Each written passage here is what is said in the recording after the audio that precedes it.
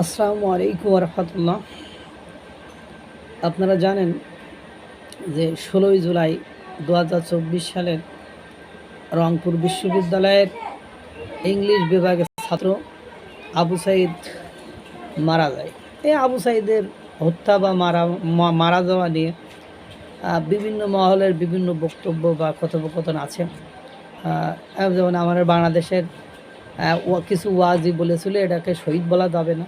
পরবর্তীতে অবশ্য চাপের মধ্যে সেই শহীদ বলা যাবে না সে বক্তব্য আর মিডিয়া থেকে হারিয়ে গিয়েছে।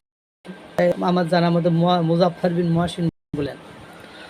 এরপরে আমরির থেকে বলা হয় এটা শহীদ আবু সাইদকে তার বন্ধু বান্ধবী মেরে ফেলে, বন্ধু বান্ধবরাই যারা ওখান থেকে তুলে নিয়ে গেছিল সঙ্গে সঙ্গে হাসপাতালে নিয়ে গেলে তারা মারা যেত, তাদের মৃত্যু নিশ্চিত করে তারপরে নিয়ে যাওয়া হয়েছে। এবং যারা জুলাই আমার ব্যক্তিগত কথা, আমি যেগুলো জানি সেগুলো বলছে, এবং তার বন্ধুবান্ধবরা বলছে এটা পরিকল্পিত হত্যাকাণ্ড। এর সাথে পুলিশের ঊর্ধ্বতন কর্মকর্তা সহ বিশ্ববিদ্যালয়ের শিক্ষক সকলেই জড়িত আছে, বা আরও মানে আওয়ামী লীগের নেতাকর্মীরাও জড়িত আছে, এটা আপনারা জানেন। কিন্তু কীভাবে মারা গিয়েছে সেটাও আমরা মিডিয়াতে দেখেছি। এখানে পরিকল্পনাই বা কী ছিল বা না ছিল আমি এটা জানা নেই, আমরা এটা বুঝিও না এখনও। যাই গতকালকে আপনারা জানেন যে এই হত্যাকাণ্ডের আপনার প্রতিবেদন গতকালকে জমা দেওয়া হয়েছে। সেখানে এই হত্যাকাণ্ডের প্রতিবেদনের দায়িত্ব ছিল পুলিশ ব্যুরো অফ ইনভেস্টিগেশনের। সেখানে 30 জনের সম্পৃক্ততার কথা বলা হয়েছে। পুলিশ একাই গুলি করলো, সেই সময় আবু সাইদ না হয়ে অন্য কেউ সামনে যেই যদি একই ঘটনা ঘটাতো, বা আবু সাইদ যেভাবে প্রথম পুলিশকে আঘাত করেছিল সেই রাগ থেকে, আপনারা ভিডিওতে দেখেছেন পুলিশকে প্রথম কিভাবে সে আঘাত করেছিল, সেই রাগ বা ক্ষোভ থেকে আবু সাইদ ওই জায়গায় না দাঁড়িয়ে অন্য কেউ দাঁড়ালেও হয়তো বা এই পুলিশ তখন গুলি চালাইতো। এখন যাই হোক, ওটা বিষয় না। 30 জনের সম্পৃক্ততার কথা বলা হয়েছে, কিন্তু রংপুর বিশ্ববিদ্যালয়ের ছাত্রছাত্রীরা সেটা মেনে নিতে নারাজ। তারা বলে যে সেখানে পুলিশের সম্পৃক্ততাকে এড়িয়ে যাওয়ার চেষ্টা করা হয়েছে, এবং সেই সময় এর জন্য একটা গণশুনানি করতে হবে, তদন্ত প্রক্রিয়া। তারা রংপুর বিশ্ববিদ্যালয়ের ছাত্র শিক্ষকরা অনাস্থা প্রকাশ করছে। গণশুনানি করে সুষ্ঠু তদন্ত না করলে বিশ্ববিদ্যালয়ের ছাত্ররা আবার কঠোর আন্দোলন দিবে আর কি, এরকম কথা। সেখানে চিফ প্রসিকিউটার, আন্তর্জাতিক অপরাধ ট্রাইব্যুনাল চিফ প্রসিকিউটারের বলেছেন যে আমতা করা, ভুল নাম ব্যাখ্যা করা, এইসব আর কি কথাবার্তা বলেছে। এবং তারা আরও বলছে এখানে পুলিশের 6 জন ঊর্ধ্বতন কর্মকর্তা কিভাবে এখনও জেলের বাইরে।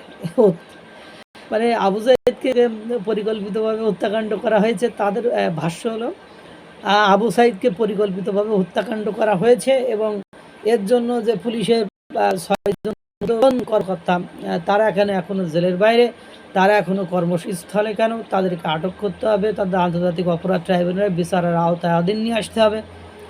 যে আবু সাইদ হত্যাকাণ্ডের এই বিষয়টি ওনারা যেভাবে দাবি করছেন যে অ্যাজ এ ইউনিভার্সিটি স্টুডেন্ট, আমার কাছে এটা অনেকটা লজ্জার মতো মনে হলো যে আবু সাইদকে আসলেই কি পরিকল্পিতভাবে হত্যাকাণ্ড করা হয়েছে। অবশ্য জাতিসংঘ মানবাধিকার কমিশন যে রিপোর্ট দিয়েছিল সেখানে নাকি তারা আবার বলেছে, কিন্তু জাতিসংঘ মানবাধিকারের ওই রিপোর্টটা যে বায়াসড, পক্ষপাতী, দুষ্ট রিপোর্ট, আর সেটাই তো প্রকাশিত হয়েছে। এবং সবচেয়ে আশ্চর্য জিনিস, জাতিসংঘ 1400 জনের শহীদের কথা বলেছে, বা ওই সময় যারা মারা গিয়েছে 1400 জনের কথা বলেছে, কিন্তু সেখানে বাংলাদেশ 834 জনের গেজেট প্রকাশ করেছে। সেই গেজেটে আবার কত লোক অকারণে বিনা কারণে মারা গিয়েছে, বা গলায় হাত বেঁধে মারা গিয়েছে, রোড অ্যাক্সিডেন্টে মারা গেছে, তারাও শহীদি মর্যাদায় পেয়েছে, সেটা আপনারা খুব ভালো মতোই জানেন।